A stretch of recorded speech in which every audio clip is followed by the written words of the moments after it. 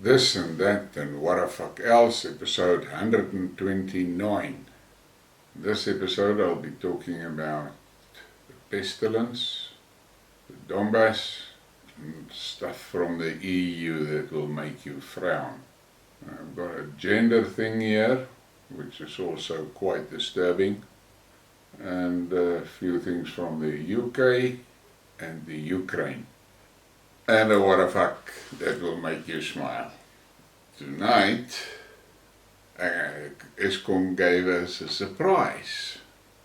We were supposed to have 4 hours from 1 o'clock until 5 o'clock this afternoon, which went according to schedule. And then the next one was supposed to be from 9 o'clock until 11. And surprise, surprise. On the dot 9 o'clock it went down and it came back 10 to 1. Just like that. In any case, there's a lot of things going on in South Africa that is very disturbing. I did a news flash earlier in the evening about this terrorist thing happening in Mozambique from ISIS and how our railway lines are being destroyed, which is actually also terrorism. And I saw some disturbing stuff about the pestilence. It looks like the tables are turning. The king from, I can't remember the country, Thailand. His daughter got a booster and then a heart attack and she's in a coma. She's still in a coma.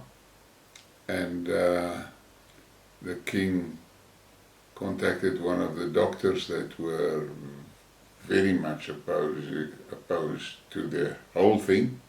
Right from the beginning. He's been banned a few times on YouTube and on Twitter and on Facebook.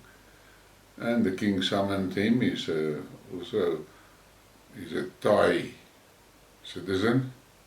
And he got the information from this doctor. And the king has now said the contract with Pfizer is cancelled.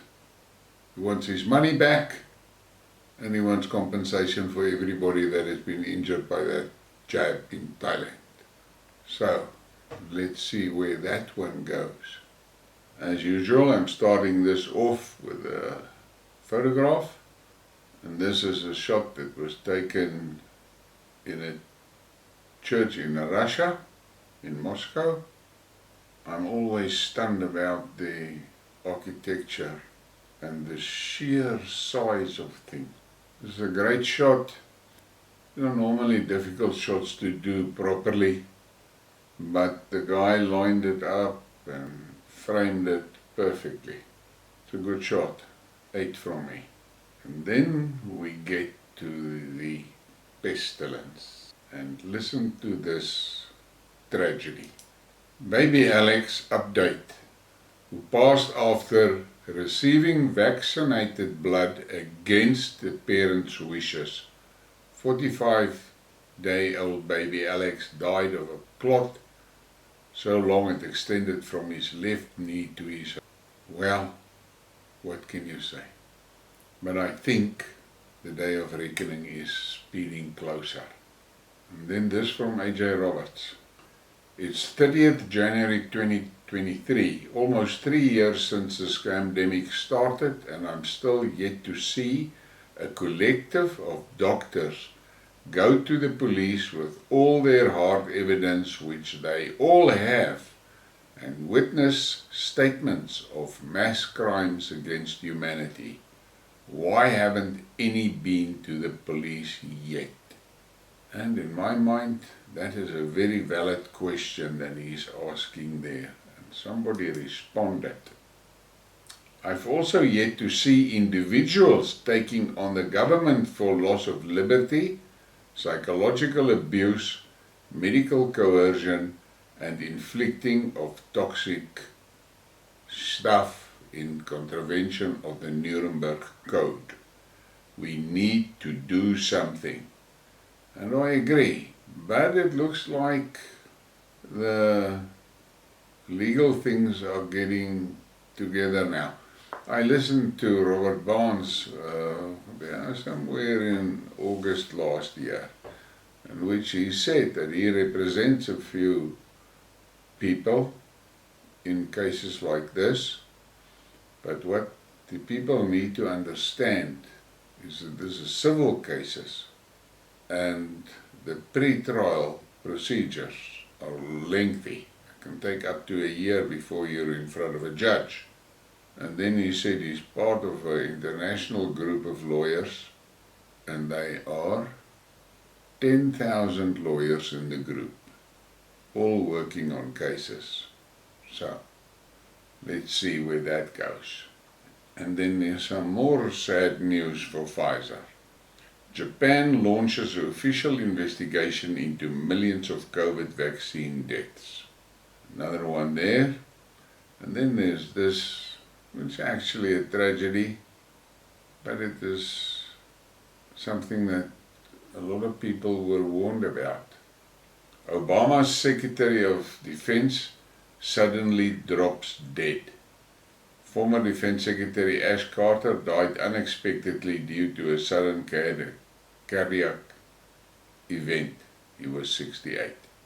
And then there's this disturbing news. 3,000 excess deaths a day. How long until they correct it? Junk news. They have a slick studio and presenters and an audience. It looks like the mainstream news, but what if you didn't get to the bit where it was corrected? Well, there's a lot of messages and a lot of articles coming out about this excess deaths. And then we get to the Donbass, and this is something that I did a skidmark on these petrol mines. It is on the channel specifically. And now we get this. Human Rights Watch says Ukraine appears to have used banned mines in civilian areas. Ukrainian forces appear to have extensively scattered landmines around the Izium area, causing civilian casualties and posing an ongoing risk. Steve Goose, director of the Arms Division of Human Rights Watch, said in a report released on Tuesday. The non-profit has urged Kiev to look into the use of butterfly mines or petrol mines outlawed under the 1997 Mine Ban Treaty, which Ukraine signed in 1999 and ratified in 2005. According to the report, Ukraine's defense ministry has failed to address an inquiry over mine use, saying that information on the types of weapons used by Ukraine is not to be commented on before the war ends. The ministry also claimed it abides by its international obligations, including the prohibition of the use of anti-personnel mines. And he is talking bullshit. There is so many reports about these petrol mines in the Donbass, and they shoot it into Donetsk city. And I have handled it previously. The problem is with that little plastic thing, the kids see it and to them it looks like a toy. You cannot believe how many children have been injured by this. These Ukrainians will pay for this. The West lectures about democracy, but won't respect the native people's democratic wishes in Crimea and the Donbass to be reunited with Russia, after the US puppet Kiev regime oppressed, mistreated and slaughtered ethnic Russians in Donbass since 2014. And that is so true. I am so sick and tired of the double standards from the West. But if I look, I spend a lot of time during the day to collect my information that I use in my programs.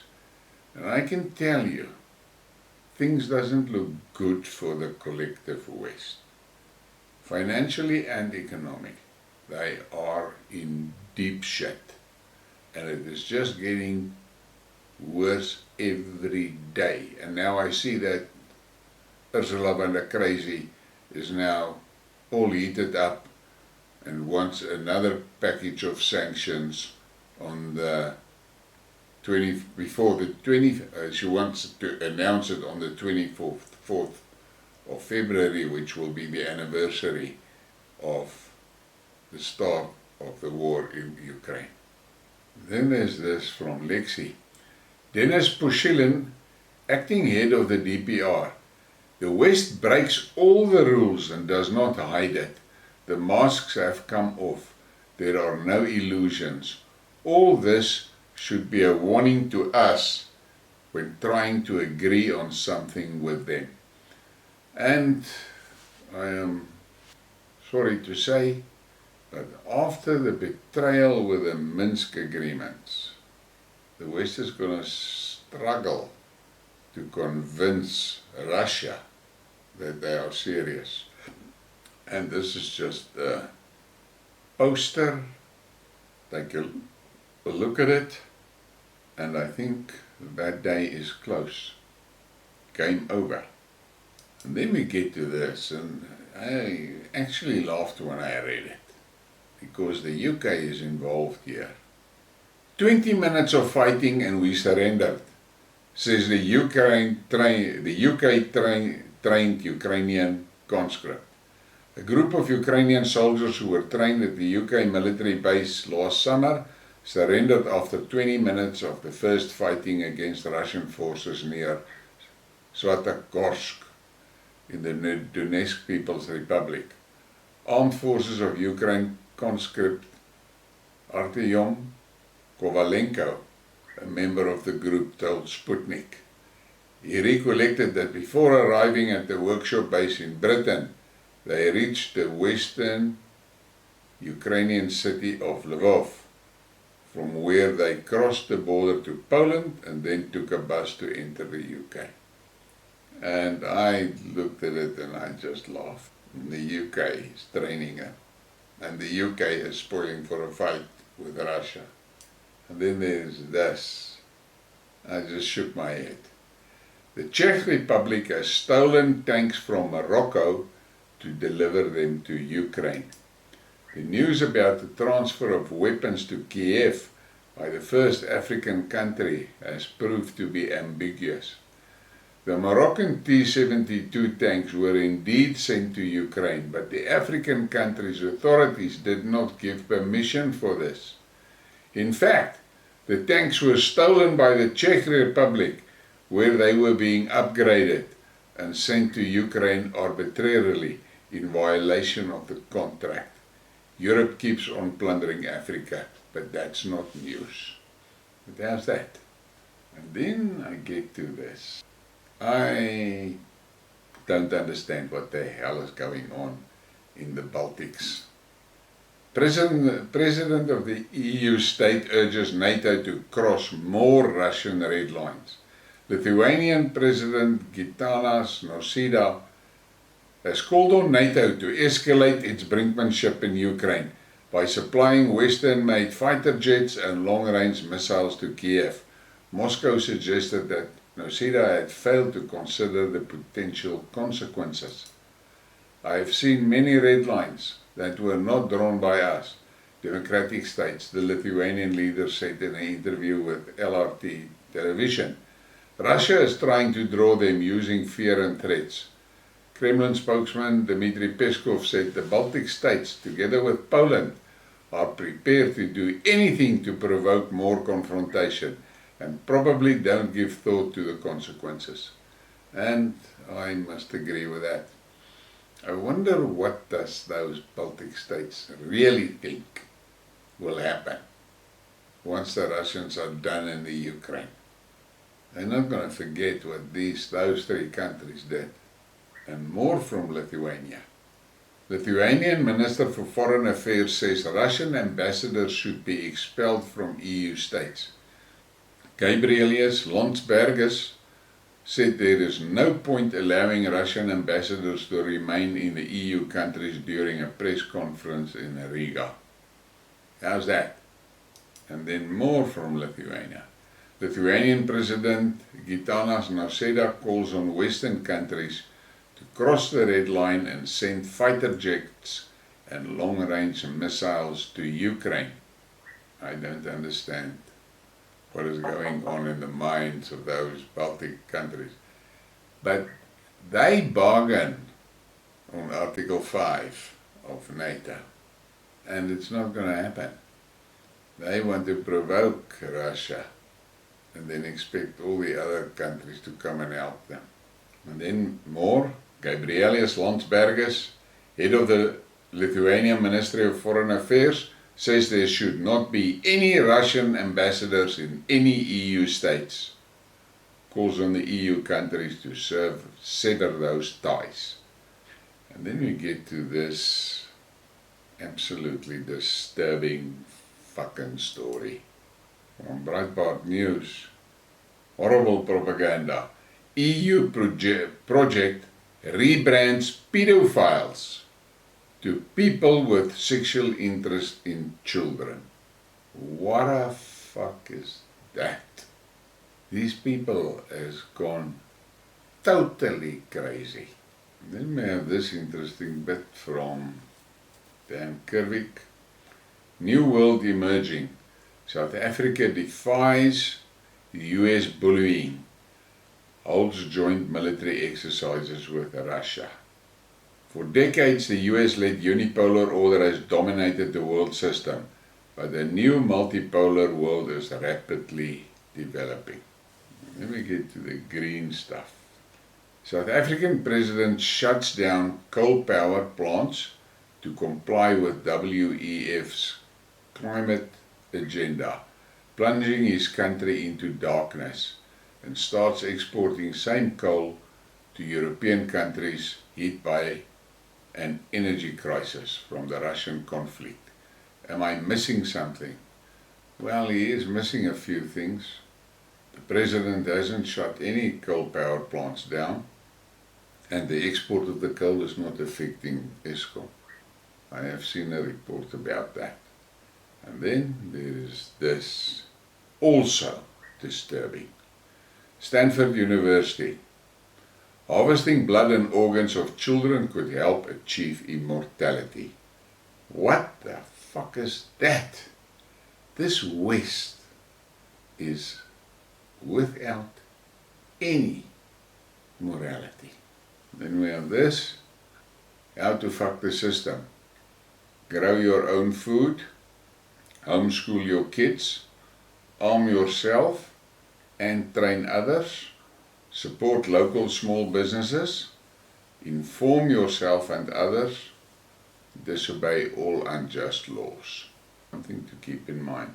And then we get to this joke, also from the UK.